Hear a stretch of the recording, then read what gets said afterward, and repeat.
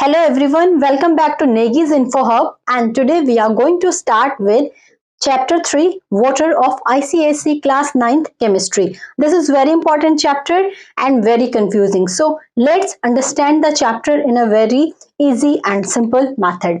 So water. Water is our lifeline. It is vital component of all living organism. It is very precious for all living organism. Even in our body, the maximum biochemical reaction takes place with the help of water only. So in this chapter, we are going to discuss about the unique property of water, its interaction with other compounds, and how it is important for us. So it constitutes more than 70% of Earth's surface, and out of that total available water, the 97% water is in ocean. It is salty, it is saline water, and only 3% water is fresh water. Now out of that fresh water, 2% water present in form of polar ice or glacier, and 1% water is available in form of ground, lake and river water, and that is used by all living organisms. So only we are using 1% of total available water. Even our body weight, 70% of our body weight is formed by water. So what is the chemical formula of water? We all are familiar with it, that is H2O. In water molecule, two hydrogen are combined with one oxygen with covalent bond to form H2O. H2O is known as dihydrogen oxide, but it is famous with its tribal name, that is water. Now, what is the mass of this water? In water, there is two hydrogen and one oxygen. Mass of one hydrogen is 1, 2 will be 2 plus mass of one oxygen is 16. That will be 16 plus 2, that is 18 AMU. So, the mass of water is 18 AMU. Now, the water is present in three form in the nature. In the nature, it is present in form of solid, liquid and gas, three state of matter. In solid form, water is in form of ice, in liquid water, and in gas it is in form of steam or vapor. And we can interchange these three state of water from one form to other form by changing the temperature or by changing the pressure. Like we can convert ice into water by increasing the temperature, water into water vapor by increasing the temperature, then vapor into water by decreasing the temperature, or water to ice by decreasing the temperature. Ice to water conversion is known as melting, water to vapor is known as vaporization, vapor to water is known as condensation, and water to again ice is known as freezing. And for every conversion there is a fixed temperature. Now we will discuss some physical properties of water. First is nature. What is nature of water? क्या water का nature होता है? Basically it is colourless, tasteless and odourless. कोई colour नहीं होता water का, कोई smell नहीं आती इसमें और कोई टेस्ट नहीं होता. जो टेस्ट हमें पानी का फील होता है that is due to presence of minerals and ions. जो पानी में मिनरल्स और आयंस प्रेजेंट होते हैं वो टेस्ट के लिए रिस्पॉन्सिबल होते हैं, but in its pure form इसके पास कोई टेस्ट नहीं होता, कोई कलर नहीं होता, कोई स्मेल नहीं होती है. Boiling point. Boiling point it is a temperature at which water start converting into vapour. जिस टेम्परेचर पर पानी वेपर में कन्वर्ट होना स्टार्ट होता है that is known as its boiling point. Next is freezing point. The temperature at which water start converting into ice is known as freezing point. तो पानी का freezing point होता है 0 डिग्री सेल्सियस. 0 डिग्री सेल्सियस पर पानी आपका ice में convert होना स्टार्ट हो जाता है. अब बात करते हैं हम सॉलिड, लिक्विड और गैस की डेंसिटी की. The density of solid, liquid and gas. It's obvious, solid की डेंसिटी ज़्यादा होती है, लिक्विड की थोड़ा कम और गैस की बहुत ही कम होती है. बट पानी के केस में थोड़ा डिफरेंस हमें देखने को मिलता है. पानी के केस में जो आइस है, आइस की डेंसिटी कम होती है एज कंपेयर टू वाटर. क्यों? Let's see. आपने देखा होगा जो आइस है वो फ्लोट करता है पानी के सरफेस पर. अगर आइस की डेंसिटी ज़्यादा होती तो वो फ्लोट नहीं करता, वो सिंक कर जाता है. लेकिन क्योंकि आइस की डेंसिटी कम होती है इसीलिए पानी के ऊपर वो फ्लोट होता है. Now let's understand the reason. In general अगर हम देखें टेम्परेचर घटाने पर एज द अदर लिक्विड, पानी का डेंसिटी भी पहले इंक्रीज ही होता है, ठीक है। अगर हम टेम्परेचर कम करते हैं पानी का तो उसकी डेंसिटी इंक्रीज होती है, उसके पार्टिकल पास पास आते हैं। Density is closeness of particle, particle कितने पास रहते हैं, that is known as density. तो जब हम पानी को कूल डाउन करते हैं तो उसके पार्टिकल पास पास आते हैं, मतलब उसकी डेंसिटी इंक्रीज होती है। लेकिन ये केवल 4 डिग्री सेल्सियस तक होता है। एट 4 डिग्री सेल्सियस पानी की डेंसिटी मैक्सिमम होती है। उसके बाद आपका पानी की डेंसिटी कम होना स्टार्ट हो जाता है, उसके बाद इंक्रीज नहीं होता है। तो टिल 4 डिग्री पानी की डेंसिटी बढ़ती है, 4 डिग्री पर मैक्सिमम डेंसिटी हो जाता है, उसके बाद वो डेंसिटी फिर से कम होना स्टार्ट होता है टूवर्ड्स द जीरो। उसके बाद आपका डेंसिटी कम होता है, कम होना स्टार्ट होता है और आपका पानी फैलना स्टार्ट होता है। अब पहले डेंसिटी बढ़ रहा था तो मतलब आपका पानी का साइज डिक्रीज हो रहा था, पार्टिकल पास पास आ रहे थे, बट अब फर्दर कूलिंग पर पार्टिकल पास नहीं आते हैं, पार्टिकल दूर जाते हैं, एक्सपेंड होते हैं, और this expansion is known as anomalous expansion of water. इसी को हम बोलते हैं anomalous expansion of water. This is very very important for your exam also, exam में क्वेश्चन भी आता है इसके ऊपर। तो what is anomalous expansion? On cooling आपका क्या हो रहा है, whenever you will cool the water, first it contract like other liquid, जैसे other liquid होते हैं वैसे ये भी contract होगा, इसके पार्टिकल पास आएंगे, सिकुड़ेगा। But this contraction takes place only till 4 degree Celsius, ये केवल 4 डिग्री तक होता है। आफ्टर 4 डिग्री आपका वापस से फर्दर कूलिंग करोगे तो वाटर एक्सपेंड होना स्टार्ट होगा। This expansion is known as anomalous expansion of water, ये आपके एग्जाम में पूछा जाता है। सो 4 डिग्री पर आपका वाटर की डेंसिटी मैक्सिमम होगी, दैट इज 1 ग्राम पर सेंटीमीटर क्यूब, और 0 डिग्री तक पहुंचते पहुंचते डेंसिटी कम हो जाएगा, दैट इज 0.92 ग्राम पर centimetre cube. And this is the only reason ice float over the surface of water, जो आपका आइस है वो पानी के ऊपर फ्लोट करता है। एंड इसी वजह से एक्वेटिक एनिमल सर्वाइव कर पाते हैं फ्रोजन लेक्स पर। जो फ्रोजन लेक्स होती हैं उनमें केवल अपर लेयर फ्रीज होती है, ऊपर आइस की लेयर होती है, उसके नीचे फर्दर टेम्परेचर डिक्रीज नहीं हो पाता। सो अपर लेयर पर टेम्परेचर होता है 0 डिग्री, उसके बाद 1 2 3 नीचे जाते जाते आपका टेम्परेचर बढ़ता रहता है, इसीलिए एक्वेटिक एनिमल भी सर्वाइव कर पाते हैं। आइस अपर लेयर आइस में कन्वर्ट होता है और आइस ऊपर फ्लोट करती है, उसके नीचे आपके क्या होता है, पानी प्रेजेंट होता है जिसमें एक्वेटिक एनिमल्स प्रेजेंट होते हैं। Am I clear? Next, conductivity. Conductivity is to allow the passage of electric current, अपने से इलेक्ट्रिक करंट को पास होने को हम बोलते हैं कंडक्टिविटी। तो जो प्योर वाटर होता है it is non conductor. Pure water में कोई भी आयन प्रेजेंट नहीं होते, कुछ भी प्रेजेंट नहीं होता, कोई इम्प्योरिटी प्रेजेंट नहीं होती, इसीलिए जो प्योर वाटर होता है इट इज नॉन कंडक्टर। जो हम घर में टैप वाटर यूज करते हैं it contain minerals and ions, that's why it is good conductor of electricity. इसीलिए टैप वाटर में टेस्ट आता है, टैप वाटर में आयंस प्रेजेंट होते हैं और आयंस क्या करते हैं, चार्जेस को कैरी करते हैं, इसीलिए जो आपका टैप वाटर है it is good conductor of electricity, ये आपका इलेक्ट्रिसिटी को अपने आप से पास होने देता है। But the rain water, distilled water, it is not a conductor of electricity due to absence of ions. जब हम पानी में इलेक्ट्रिसिटी को पास करते हैं तो ये जो वाटर है वाटर को अपने कॉन्स्टिट्यूएंट में स्प्लिट कर देता है, and that is known as electrolysis of water. Basically पानी में हमने इलेक्ट्रिसिटी पास किया, वाटर पानी के कॉन्स्टिट्यूएंट क्या होते हैं, हाइड्रोजन एंड ऑक्सीजन। तो जब भी हम इलेक्ट्रिसिटी पास करते हैं ये आपका इसको हाइड्रोजन और ऑक्सीजन में ब्रेक डाउन करता है। आपने देखा होगा जब आप इमर्जन रॉड को डिप करते हो पानी में तो कुछ टाइम बाद बबल्स उसमें से निकलते हैं, तो जो बबल्स निकलते हैं वो बबल्स होते हैं आपके हाइड्रोजन और ऑक्सीजन के। So on passing electricity through water it split the water into H2 and O2 and that is known as electrolysis of water. Am I clear? Next, solvent property. Water is a very good solvent. Even water is known as universal solvent क्योंकि इसमें tendency होती है maximum चीज़ों को अपने आप में dissolve करने की, इसीलिए इसे हम बोलते हैं यूनिवर्सल सॉल्वेंट। ये मैक्सिमम चीज़ों को अपने आप में डिसॉल्व कर लेता है due to its polar nature. Polar nature is hydrogen and oxygen, इनके बीच में होता है कोवेलेंट बॉन्ड। कोवेलेंट बॉन्ड होता है पोलर कोवेलेंट बॉन्ड जो हम पढ़ेंगे in the next chapter. Due to that polarity slight negative और स्लाइट पॉजिटिव चार्ज जो डेवलप होता है, दोनों साइड पर आपका नेगेटिव और पॉजिटिव चार्ज होता है, इसी वजह से ये मैक्सिमम जो कंपाउंड होते हैं मैक्सिमम चीज़ों को अपने साथ बाइंड कर लेता है। ये गैसेस को अपने आप में डिज़ोल्व करता है, सॉलिड को, लिक्विड को, सबको मैक्सिमम चीज़ों को अपने आप में डिज़ोल्व कर सकता है।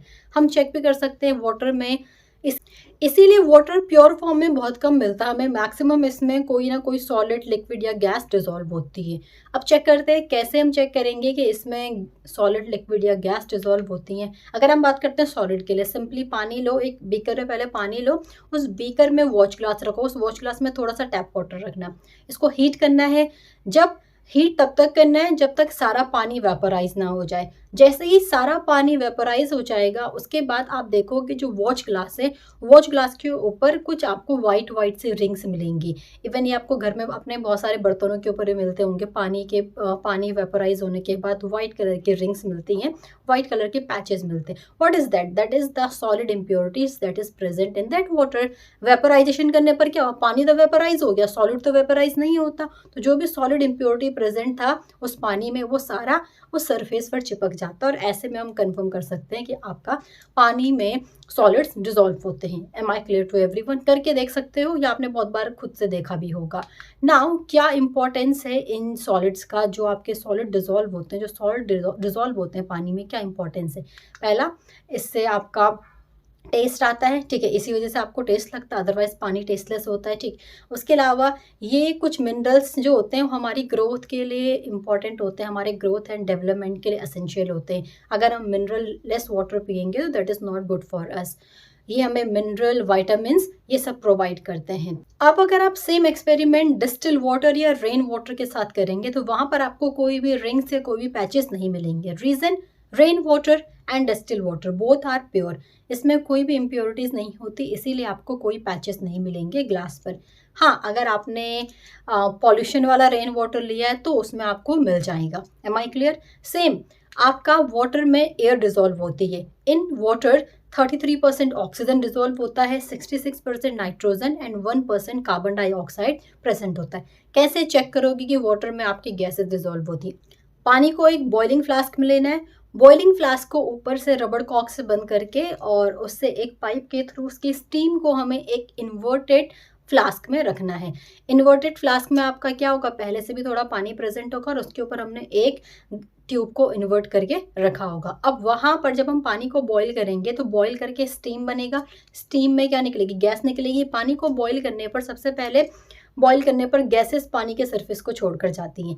जो गैसेस होंगी वो उस ट्यूब के थ्रू उस पानी में जाएंगी जहाँ पर हमने इन्वर्टेड ट्यूब रखा हुआ है, तो पानी में बबल्स के फॉर्म में वो ऊपर को आएंगे और हमें साइड में ऊपर दिख जाएगा। तो जो ऊपर इकट्ठा होगा उसमें क्या इकट्ठा होगा, गैस इकट्ठा होगा। तो यहाँ से हम कंफर्म कर सकते हैं कि पानी में गैस प्रेजेंट होता है। नाउ इस गैस का क्या इंपॉर्टेंस है? जो ये गैसेस हैं ये असेंशियल न्यूट्रिएंट प्रोवाइड करती हैं ग्रोथ और डेवलपमेंट के लिए।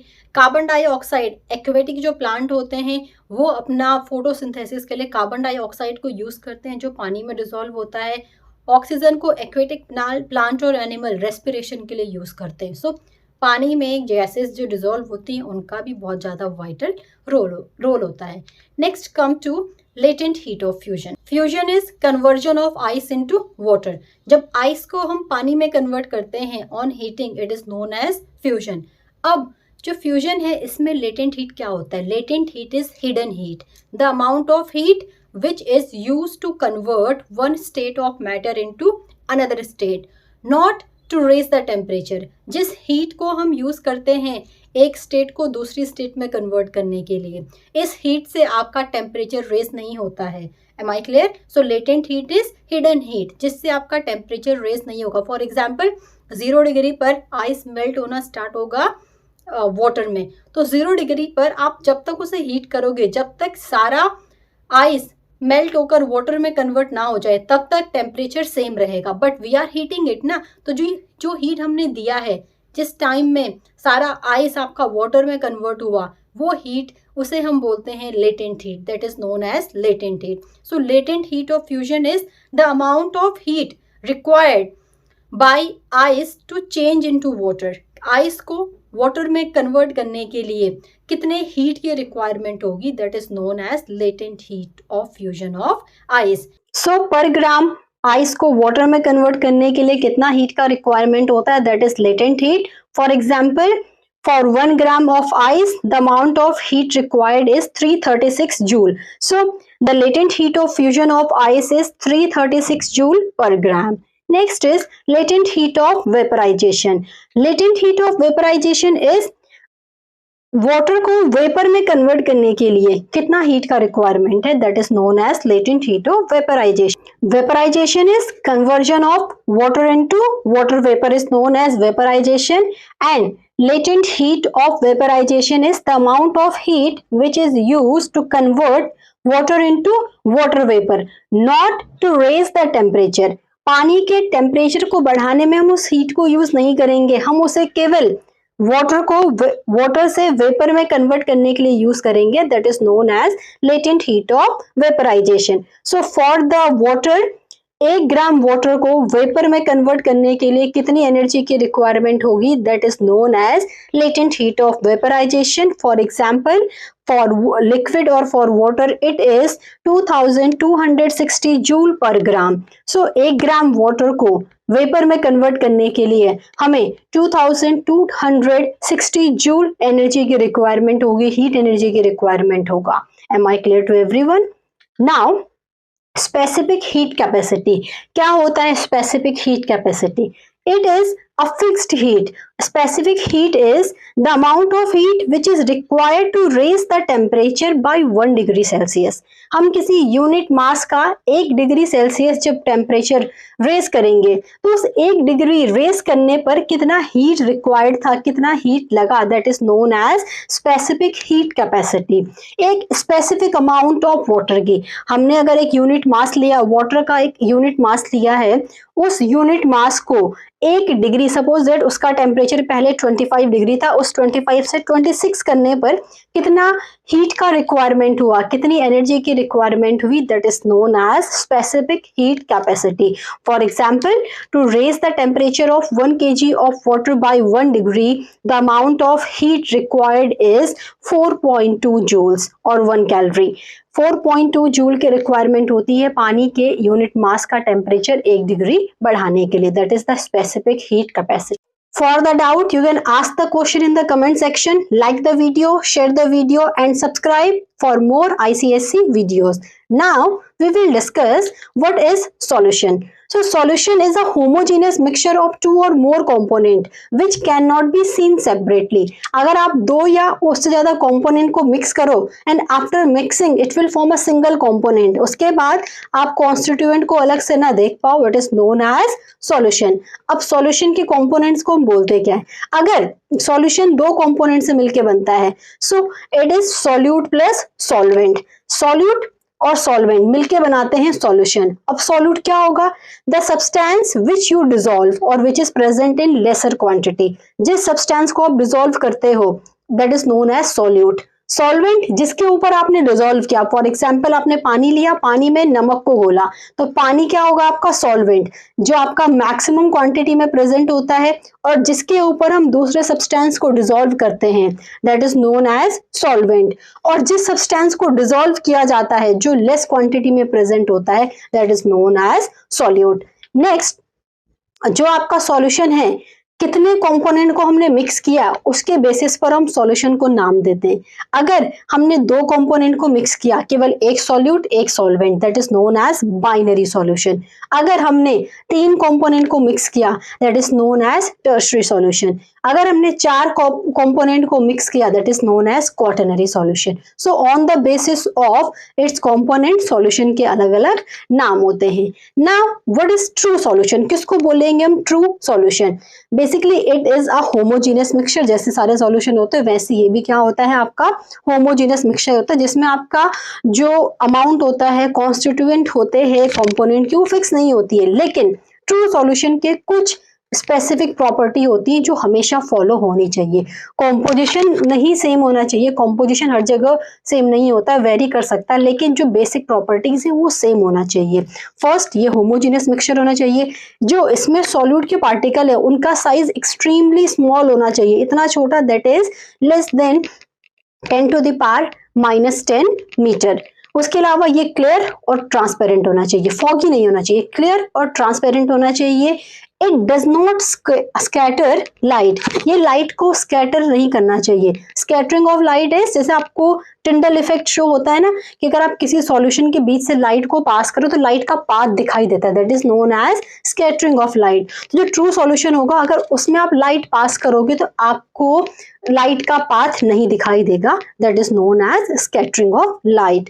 इसको आप फिल्ट्रेशन से इसके कंपोनेंट को सेपरेट नहीं कर सकते। जैसे आप टी को स्टेन करते हैं तो ऊपर हमारी टी लीफ रह जाती है ना, तो इन केस ऑफ ट्रू सॉल्यूशन अगर आप उससे फिल्टर पेपर से पास करोगे तो ऊपर आपको कुछ नहीं मिलेगा। So true solution, the component of its cannot be separated by filtration. So these are the basic property of true solution.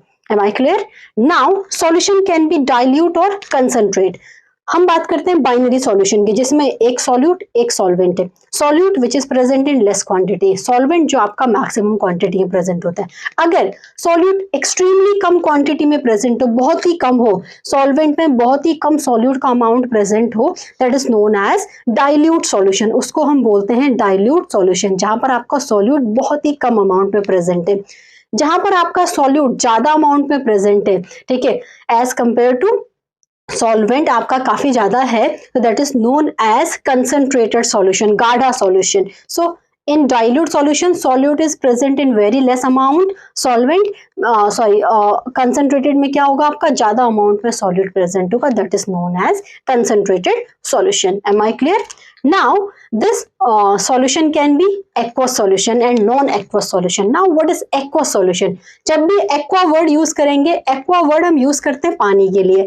अगर solution में as a solvent पानी को use किया गया है, if water is used as a solvent, then that solution is known as aqueous solution. जहाँ पर हमने salt को किसी और चीज को पानी में घोला है, that is known as aqueous solution. जब भी हमने solvent as a water लिया और solute तो कुछ भी लिया है, तो वो सॉल्यूशन को हम नाम देंगे एक्वस सॉल्यूशन। जब भी water as a solvent use होगा, that is aqueous solution.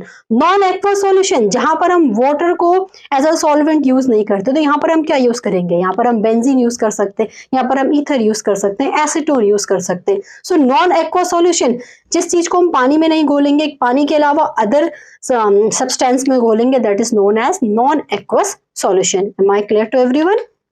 Now solution can be saturated, unsaturated and supersaturated. Now what is saturated solution? The solution in which we cannot dissolve any more quantity of solute is known as saturated solution. जिस solution में हम अब और solute ना घोल पाए, that is known as saturated solution. For example, sugar syrup लेते हैं, जैसे चाशनी बनता है तो पहले हम उसमें चीनी घोलते हैं। एक टाइम ऐसा आता है जब चीनी घुलना बंद हो जाता है विदाउट हीटिंग इट। अगर हम पानी में चीनी घोल रहे तो चीनी एक टाइम तक घुलती है, उसके बाद चीनी घुलना बंद हो जाती है, that state is known as saturated solution. When you can not dissolve more solute in that solution, that is known as saturated solution. Unsaturated solution, in the starting time जब आपने बिल्कुल आपके पास आपने एक चम्मच डिसॉल्व किया, उसके बाद आप एक और चम्मच शुगर डालोगे, उसको डिसॉल्व करोगे, डिसॉल्व हो जाएगा। So when a solution can dissolve more amount of solute, that is known as unsaturated solution. जहां पर आप और घोल सकते हो और dissolve कर सकते हो, that is known as unsaturated. जहां पर आप और solute dissolve नहीं कर पाओगे, that is known as saturated solution. Next is supersaturated solution. Again the same example, चाशनी वाला जो हम शुगर सिरप बनाते हैं, तो जब आपका शुगर डिसॉल्व होना बंद हो जाता है तो हम क्या करते हैं, उस सॉल्यूशन को हीट करते हैं, नीचे से उसे स्टोव के ऊपर रखते हैं, फिर उसमें और शुगर डिसॉल्व करते हैं। तो अब हमने उसमें और शुगर डिसॉल्व किया, अब आपने उसमें बहुत सारा एक्स्ट्रा शुगर डिसॉल्व कर दिया बाय हीटिंग। अब जब आप उस स्टोव को बंद कर दोगे, आफ्टर सम टाइम जब वो ठंडा हो जाएगा, अब उस स्टेज पर उसमें एक्स्ट्रा सॉल्यूट प्रेजेंट है, जितना होना चाहिए उससे एक्स्ट्रा सॉल्यूट प्रेजेंट है, क्योंकि हमने तो हीट किया था। So a solution which contain more solute than what is present in its saturated solution, कि जो आपका सैचुरेटेड सॉल्यूशन में जितना सॉल्यूट होना चाहिए उससे ज्यादा सॉल्यूट अगर किसी सॉल्यूशन में प्रेजेंट है, that is known as super saturated solution. जहां पर जनरल अमाउंट से ज्यादा सॉल्यूट प्रेजेंट होगा, that is known as super saturated solution. Am I clear? Now will discuss concentration of a solution. Solution का concentration क्या होता है? Concentration is the amount of solute, कितना सॉल्यूट प्रेजेंट है given quantity में। जितना भी, अगर सपोज दैट आपके पास 100 ग्राम सॉल्यूशन है आपके पास, उसमें कितना सॉल्यूट प्रेजेंट है, that is known as concentration, basically the percentage. For example आपके 500 में से अगर 400 मार्क्स आए तो आपके परसेंटेज कितनी आई, सो दैट 400 जो आप कैलकुलेट करोगे 80%, दैट इज योर परसेंटेज। तो सेम कंसंट्रेशन की सॉल्यूट की कितनी परसेंटेज है सॉल्यूशन में, that is known as concentration of solution. ये निकालते हैं हम मास परसेंट में। इट इज, अगर मास परसेंट में बात करें तो it is the mass of solute in gram present in 100 gram of solution, कि सॉल्यूट का कितना ग्राम प्रेजेंट है 100 ग्राम सॉल्यूशन में, कितने ग्राम सॉल्यूट प्रेजेंट है टोटल 100 ग्राम सॉल्यूशन में, that is known as mass percent. Again जैसे अपनी परसेंटेज कैलकुलेट करते हैं, so mass percent equals to mass of solute divided by mass of solution into 100। इसे calculate करेंगे तो यहां से आपका मास परसेंट आएगा। वॉल्यूम परसेंट, अगर हमें वॉल्यूम के फॉर्म में निकालना हो कि कितना ml आपका प्रेजेंट है 100 ml सॉल्यूशन में, कितना ml सॉल्यूट का प्रेजेंट है 100 ml सॉल्यूशन में, that is known as volume percent. इसके लिए formula, the volume of solute upon total volume of solution into 100। इसे कैलकुलेट करोगे, इससे आपका परसेंटेज में कंसंट्रेशन आ जाएगा in form of volume percent. Am I clear? Next is solubility. Solubility is the maximum amount of solute that can be dissolved in 100 gram of solvent, कि 100 ग्राम solvent में आप कितने मैक्सिमम ग्राम सॉल्यूट के dissolve कर सकते हो, कितना मैक्सिमम ग्राम solute के 100 ग्राम सॉल्वेंट में आप घोल सकते हो, that is known as its solubility. It is the maximum amount of solute that can be dissolved in a unit mass or in a 100 gram of solvent, उसको हम बोलेंगे solubility। कैसे कैलकुलेट करते हैं solubility? It will be solubility equals to mass of solute divided by mass of solvent into 100। First solubility calculate करने के लिए हमें चाहिए saturated solution. Why saturated solution? क्योंकि सैचुरेटेड सॉल्यूशन में ही हमारा मैक्सिमम सॉल्यूट प्रेजेंट होता है। Saturated solution is the solution in which no more solute can be dissolve, मतलब इसका मैक्सिमम लिमिट फिल हो चुका है। तो सैचुरेटेड सॉल्यूशन से ही हम सॉल्युबिलिटी कैलकुलेट कर सकते हैं। Formula is mass of solute divided by mass of solvent into 100। अब मास ऑफ सॉल्यूट क्या होता है? That is M2 minus M। और मास ऑफ सॉल्वेंट कैसे निकालेंगे? Solution minus solute. अब ये M2 M1 क्या है? जनरल पहले हम जो वॉच ग्लास है जिसमें हम सॉल्यूट सॉल्वेंट का मास लेने वाले हैं उसको वेट करेंगे। So weight of that empty evaporating dish is M। अब उस एम्प्टी इवेपोरेटिंग डिश के ऊपर हम ऐड करेंगे अपना सॉल्यूशन जिसमें सॉल्यूट प्लस सॉल्वेंट दोनों प्रेजेंट है। सॉल्यूशन ऐड करने के बाद उसका वेट कैलकुलेट करेंगे, दैट विल बी M1।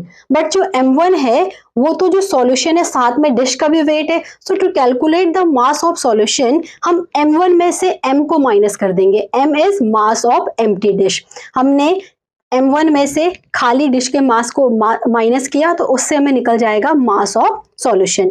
अब हमें मास ऑफ सॉल्यूट चाहिए तो हम इसे हीट करेंगे।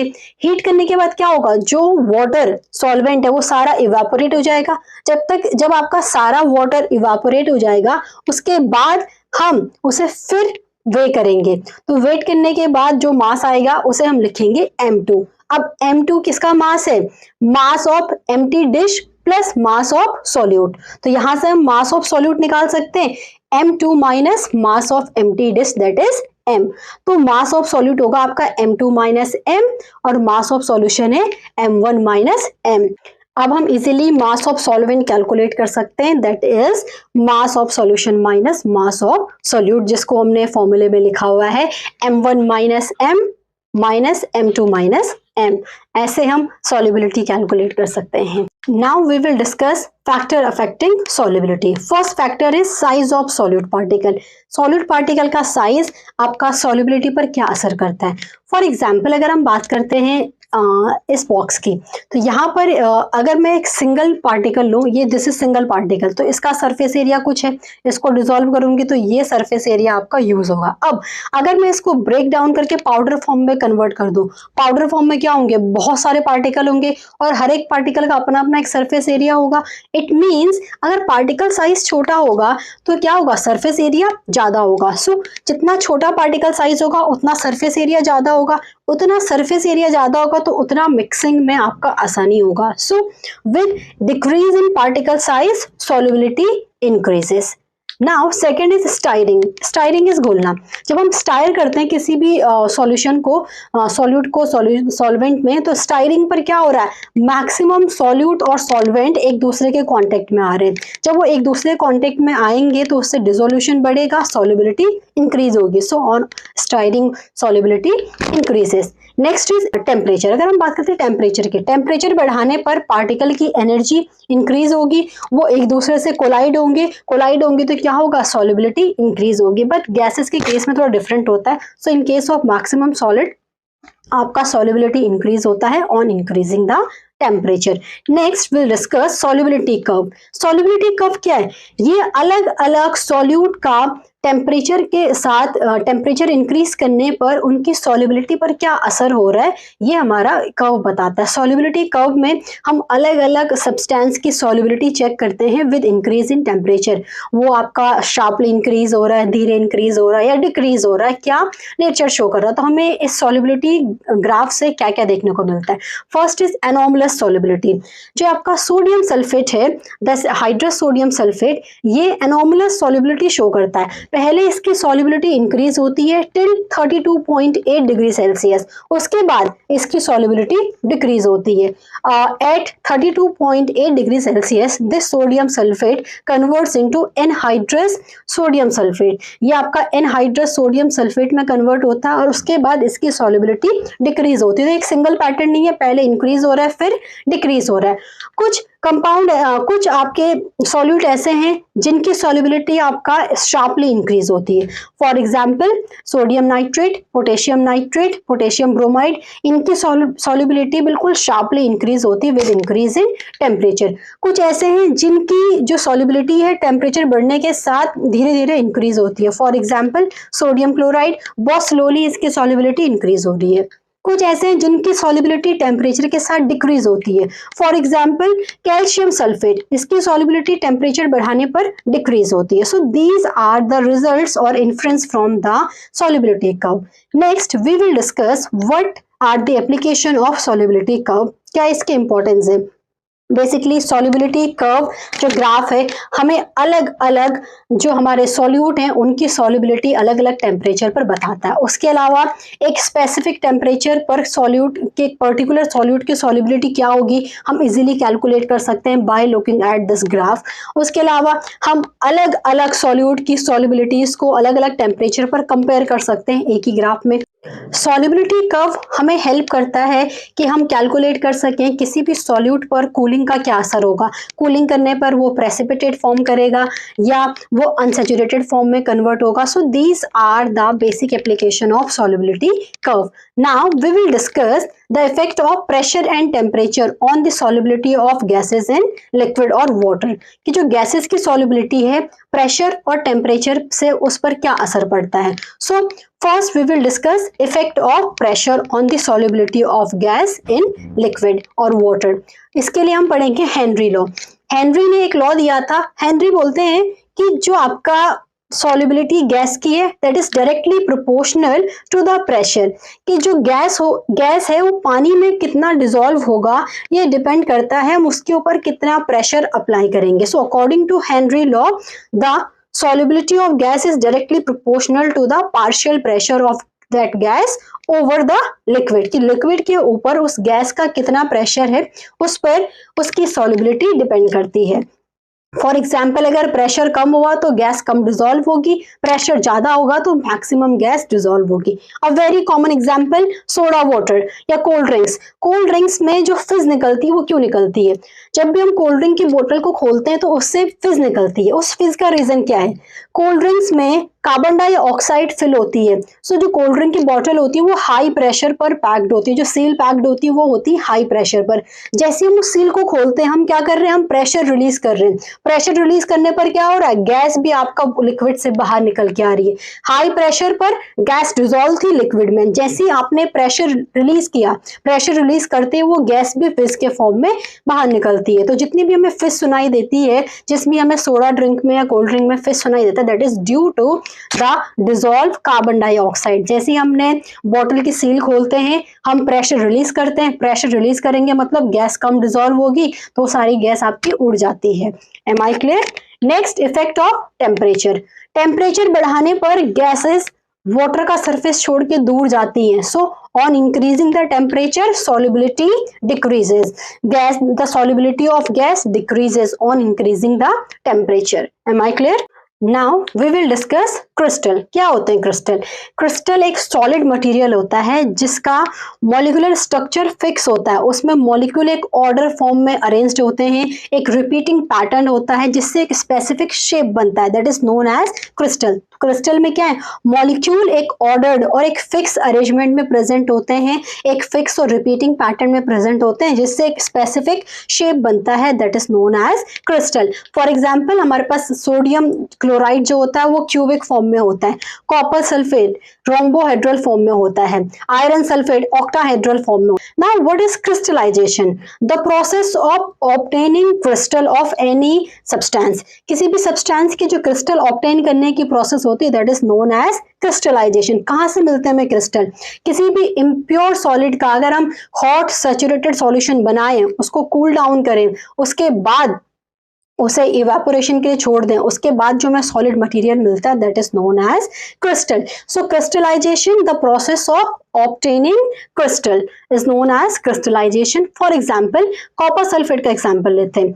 अगर हम कॉपर सल्फेट के इम्प्योर फॉर्म को पानी में डिसॉल्व करें, उसके बाद उस सॉल्यूशन को हीट करें till it become saturated solution, उसके बाद उसे ठंडा होकर उसे फिल्टर करें। फिल्टर करने के बाद जो भी सब्सटेंस हमें मिलेगा फिल्टर पेपर के ऊपर, उसे अगर हम रूम टेम्परेचर पर छोड़ दें फॉर इवेपोरेशन, तो उसके बाद आफ्टर सम आवर और आफ्टर 1 डे और 2 डे हमें जो मॉलिक्यूल्स मिलते हैं, they are known as crystal of copper sulphate. हमें क्रिस्टल्स मिलते हैं उसके बाद, pure crystal, that is crystallization. Now we will discuss what is water of crystallization.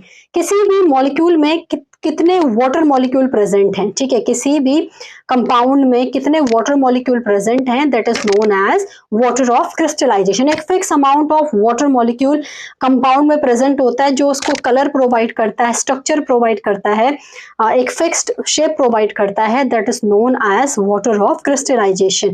For example copper sulphate. Copper sulphate में आपके 5 वाटर मॉलिक्यूल होते हैं जिस वजह से वो नीला दिखाई देता है, CuSO4.5H2O। So that 5H2O is water of crystallization of copper sulphate. और जिस भी सब्सटेंस में ये वाटर ऑफ क्रिस्टलाइजेशन प्रेजेंट होती है, that substance is known as hydrated substance. उनको हम बोलते हैं हाइड्रेटेड सब्सटेंस। हाइड्रेटेड सब्सटेंस को हीट करने पर वाटर मॉलिक्यूल आपका निकल जाता है and that substance become anhydrous substance. जब भी किसी हाइड्रेटेड सब्सटेंस को हम हीट करते हैं तो उसके वाटर मॉलिक्यूल निकल जाते हैं और वो एनहाइड्रस सब्सटेंस में कन्वर्ट हो जाता है।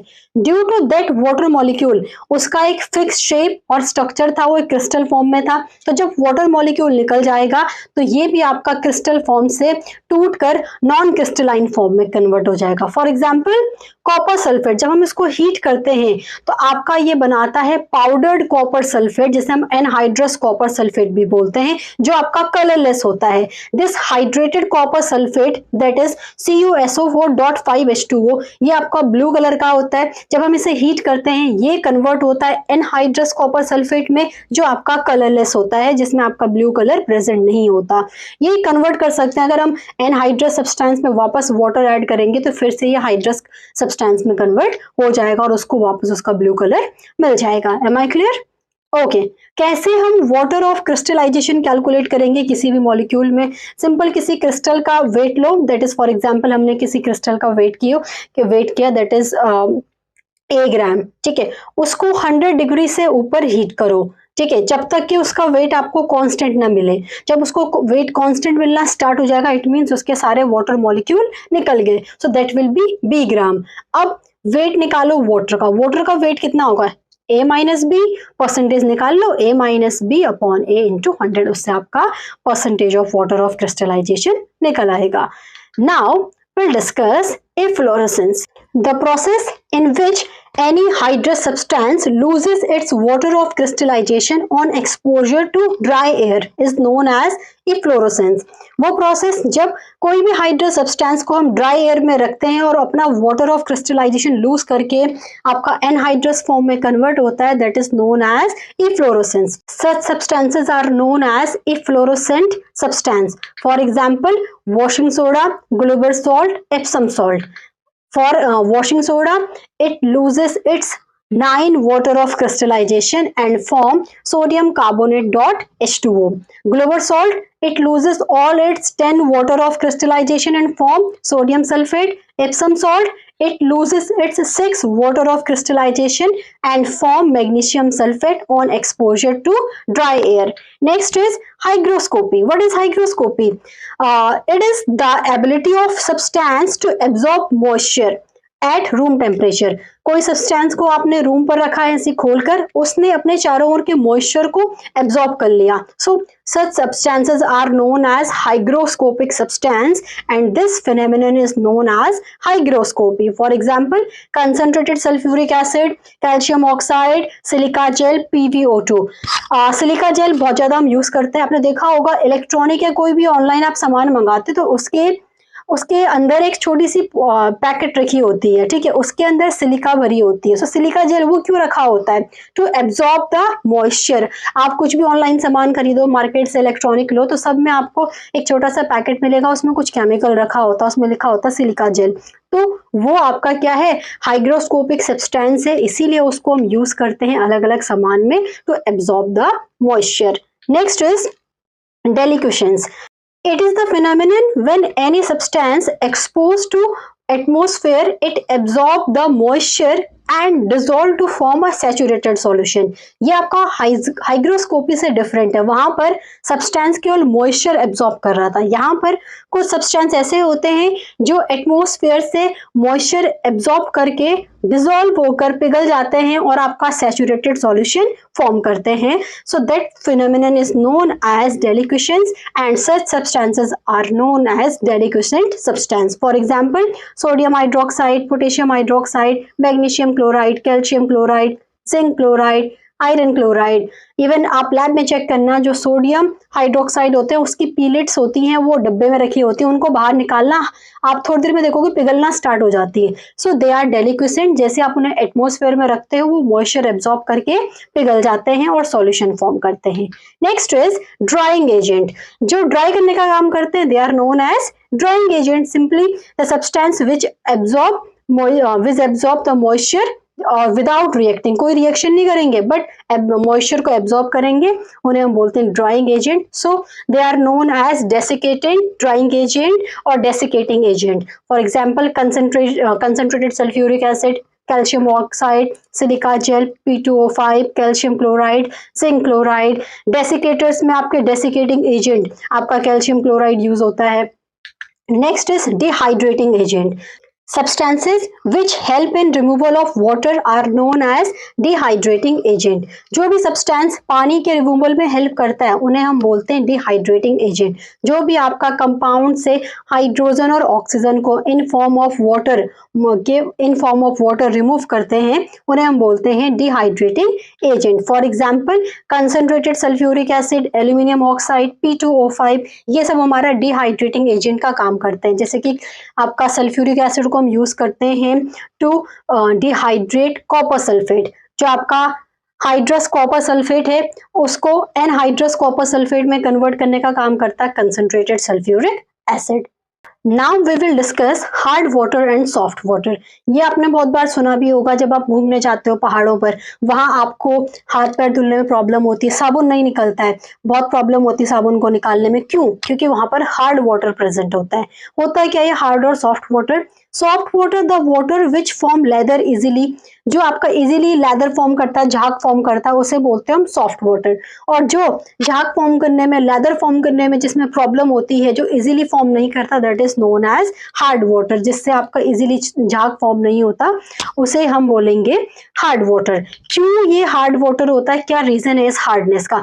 जनरली पानी में अगर बहुत ज्यादा कैल्शियम और मैग्नीशियम के बाइकार्बोनेट, क्लोराइड या सल्फेट प्रेजेंट हो हाई अमाउंट में, तो वो फॉर्म करते हैं आपका हार्ड वाटर। जिस पानी में बहुत ज्यादा हाई क्वांटिटी होते हैं मिनरल्स की। अब वो मिनरल्स क्या होते हैं? वो होते हैं कैल्शियम और मैग्नीशियम के बाइकार्बोनेट, क्लोराइड और सल्फेट। जिस भी पानी में ये सब ज्यादा अमाउंट में होगा, that is known as hard water. For example mineral water, जो पहाड़ों से पानी आता है आपका, जो कुएं से पानी निकलता है, जो नदी का पानी होता है, ये सारा होता है हार्ड वाटर। इसमें मिनरल की अमाउंट ज्यादा होती है। सॉफ्ट वाटर, जिसमें ये सारी अमाउंट बहुत ही लो, सारे मिनरल्स बहुत लो अमाउंट में होते हैं, उसे हम बोलते हैं आपका soft water. For example RO water, जो आपका मिनरल वाटर आरओ से निकलता है वो, या डिस्टिल्ड वाटर, रेन वाटर, ये सब आपके होते हैं soft water. Now we will discuss advantage and disadvantage of hard water.